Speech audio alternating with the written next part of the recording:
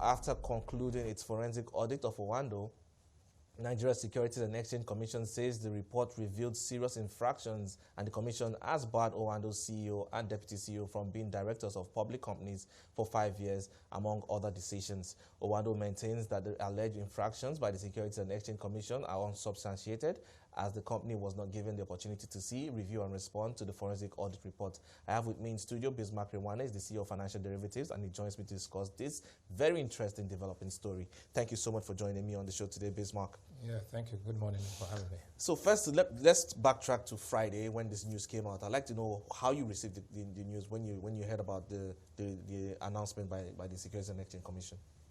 I think regulators everywhere in the world, upon receipt of a forensic audit report, will have to take steps to protect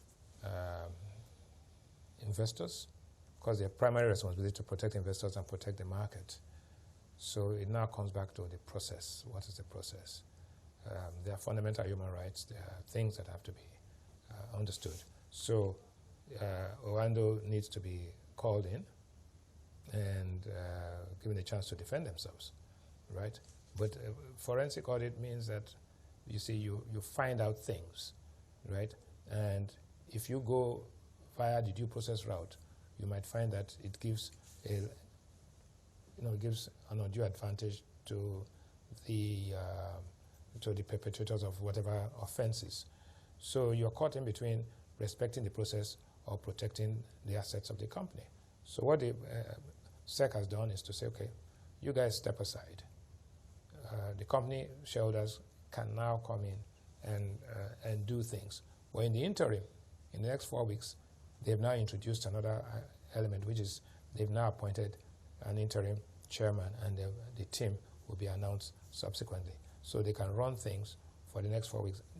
Bearing in mind the fact that if anything happens between now and then, shareholders can say, look, under your watch, this happened. So it's a very, very thin line where you have to now protect the process, right? Respect the rights of those who are managing, who have been accused, right?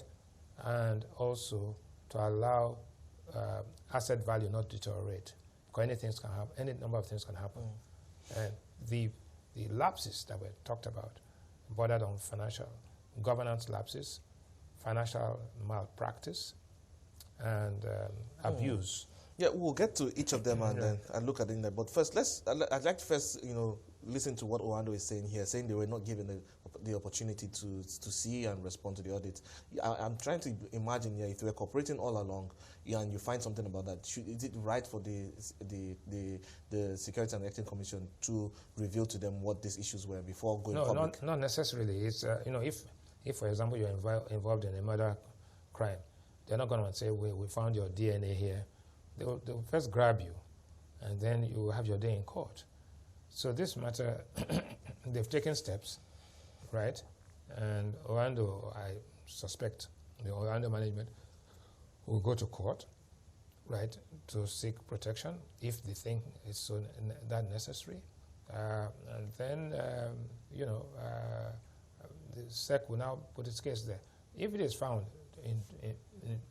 truly that there were those kind of financial lapses, as revealed by by Deloitte, then it raises a lot of questions, because Oando is a bellwether stock. A lot of people own it. It's been around. It's a leading downstream firm. It has a lot of employees. And whatever happens to Oando will have a serious impact on the level of employment and the future of the downstream petroleum sector, which is actually today under a lot of pressure in terms of LPG, cooking gas, in terms of petrol, in terms of kerosene, in terms of aviation fuel. So, and they have some upstream, the ConocoPhillips asset. However, what is coming out to say that the amount of debt, the amount of indebtedness, the amount of leverage of the company is infinitely higher than that can be sustained. So, and then there are questions of intercompany indebtedness and disclosure requirements. So this thing has to be revealed, has to be unpacked. But the regulator has to be careful, must be careful, and that's why they're not putting so much out there, because Oando's indebtedness to the banking system means that many of the banks will have to increase their impairments, and that will have an effect on bank profitability and bank stock prices. There are cross-default clauses because they have indebtedness outside of Nigeria, which could have implications on sovereign debt and the rating for the institutions that are holding their paper. This is a big deal, and it has to be managed properly. It's not going to be managed on the pages of newspapers. So Securities and Exchange Commission has a very responsible regulator who will, I suspect, manage it as discreetly as they can, whilst ensuring that they respect the fundamental human rights and the principles of corporate governance. Because I look at the allegations here, from the investigations, very grave from the SEC, talking about false disclosures, market abuses, misstatements in financial statements, internal control failures, corporate governance lapses, irregular approval of directors' remuneration. Yes. I'm trying to look at it from the hands of the other regulator, which should also be involved in this, which is the NSE, that's the stock exchange. Sitting down and looking at this company, I remember when this investigation started sometime, the shares of this company was bought from the stock exchange, yes. and then they were actually lifted after a while. From the NSE looking at this, how do you think they should also approach this issue? The NSE, this is bad news. Right, in terms of if there's financial misstatements, if there are governance lapses, if there are abuse, and if there are falsification of financial disclosure, these are very serious issues. And so the reputation of the Nigerian Stock Exchange is on the line. So they must be seen to look at this and see what steps will be taken, because there has to be some steps. But is it just Oando? That's the question. How many more of this are hanging in there? So investors are buying stocks based on the fact that the information they are given is valid and accurate, true and fair view. But if you can no longer rely on it, and you need to engage the services of a Marable to find out exactly what the true position is. It becomes, people just say, look, forget it. Don't forget there are also international investors who have positions in these companies. So this is a serious matter that needs to be looked at. But the SEC supervises the Nigerian Stock Exchange. So the Nigerian Stock Exchange will take its cue from what SEC is doing, because everything to do with regulatory infractions and all of that, the Securities and Exchange Commission is there to protect investors, protect everybody. The Nigerian Stock Exchange, self-regulatory body, would enforce this and have their own set of things they will do. But now, what's going to happen in the entire downstream sector? Downstream has been open to abuse, subsidy, sovereign debt notes and all that. So it is important to establish whether this was knowing and willful abuse, or was this as a result of business going bad. So companies don't have to fail because of financial malpractice. Companies can fail because the business which they're in has gone sour. So I think that determination has to be made. But if it is proven that the guys were sailing close to the wind and playing fast and loose and all that, then it's another issue. But people shouldn't jump to conclusions too early. They should be given these guys should be given a fair hearing, right, and be allowed to do things. They are a significant institution, and therefore the way the affairs of the company is arranged, so it doesn't have repercussions on the banking system, on the downstream, on the availability of refined products. So whether you like it or not, they have played a functional role in ensuring there's stability both in the financial system, in the downstream area, in the availability of aviation fuel, so many things. So it's not binary. It's not either you're bad or you're good. It's okay. How do we manage this whole affair? All right, but let's look at the timing of this. This, we all know it's been a long time coming. We've all been waiting for the outcome of this forensic audit. But now it's coming at a time, just some days before, we are hearing about the National Industrial Court, calling for the reinstatement of the suspended Director General, Rewane.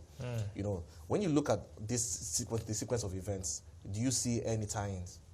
Well, anybody, conspiracy theory could say that one, but before the Securities and Exchange Commission takes a step like this, there's a clear, because SEC doesn't have a board.